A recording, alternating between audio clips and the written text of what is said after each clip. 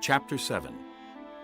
After this, Jesus went around in Galilee, purposely staying away from Judea because the Jews there were waiting to take his life. But when the Jewish feast of Tabernacles was near, Jesus' brothers said to him, "You ought to leave here and go to Judea, so that your disciples may see the miracles you do. No one who wants to become a public figure acts in secret. Since you are doing these things, show yourself to the world." For even his own brothers did not believe in him. Therefore Jesus told them, "The right time for me has not yet come. For you, any time is right. The world cannot hate you, but it hates me, because I testify that what it does is evil. You go to the feast. I am not yet going up to this feast, because for me the right time has not yet come." Having said this, he stayed in Galilee. However, after his brothers had left for the feast, he went also, not publicly, but in secret. Now, at the feast, the Jews were watching for him and asking, "Where is that man?" Among the crowds there was widespread whispering about him. Some said, "He is a good man." Others replied, "No, he deceives the people." but no one would say anything publicly about him for fear of the Jews. Not until halfway through the feast did Jesus go up to the temple courts and began to teach. The Jews were amazed and asked, "How did this man get such learning without having studied?" Jesus answered, My teaching is not my own. It comes from him who sent me. If anyone chooses to do God's will, he will find out whether my teaching comes from God or whether I speak on my own. He who speaks on his own does so to gain honor for himself. But he who works for the honor of the one who sent him is a man of truth. There is nothing false about him. Has not Moses given you the law? Yet not one of you keeps the law. Why are you trying to kill me? You are demon-possessed. The crowd answered. Who is trying to kill you? Jesus said to them, I did one miracle, and you are all astonished. Yet because Moses gave you circumcision, though actually it did not come from Moses but from the patriarchs, you circumcise a child on the Sabbath. Now if a child can be circumcised on the Sabbath so that the law of Moses may not be broken, why are you angry with me for healing the whole man on the Sabbath?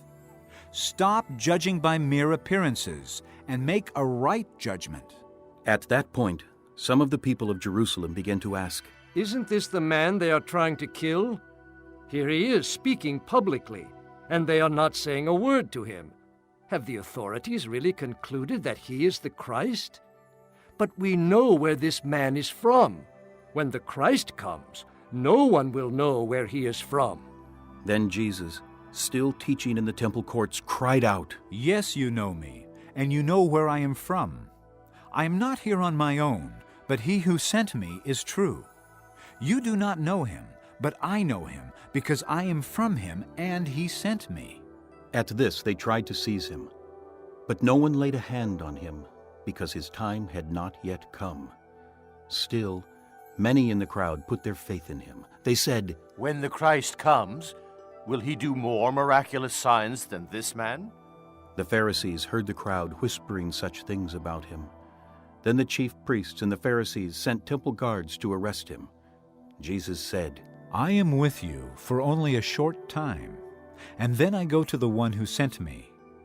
You will look for me, but you will not find me, and where I am, you cannot come. The Jews said to one another, Where does this man intend to go that we cannot find him? Will he go where our people live scattered among the Greeks and teach the Greeks? What did he mean when he said, You will look for me, but you will not find me, and where I am, you cannot come? On the last and greatest day of the feast, Jesus stood and said in a loud voice, If anyone is thirsty, let him come to me and drink. Whoever believes in me, as the Scripture has said, streams of living water will flow from within him. By this he meant the Spirit, whom those who believed in him were later to receive. Up to that time the Spirit had not been given, since Jesus had not yet been glorified. On hearing his words, some of the people said, "Surely this man is the prophet." Others said, He is the Christ. Still others asked, How can the Christ come from Galilee? Does not the Scripture say that the Christ will come from David's family and from Bethlehem, the town where David lived? Thus the people were divided because of Jesus. Some wanted to seize him, but no one laid a hand on him.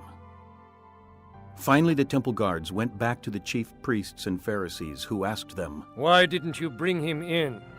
No one ever spoke the way this man does. The guards declared. You mean he has deceived you also? The Pharisees retorted, Has any of the rulers or of the Pharisees believed in him?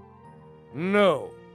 But this mob that knows nothing of the law, there is a curse on them. Nicodemus, who had gone to Jesus earlier and who was one of their own number, asked, Does our law condemn anyone without first hearing him to find out what he is doing? And they replied, Are you from Galilee too? Look into it, and you will find that a prophet does not come out of Galilee.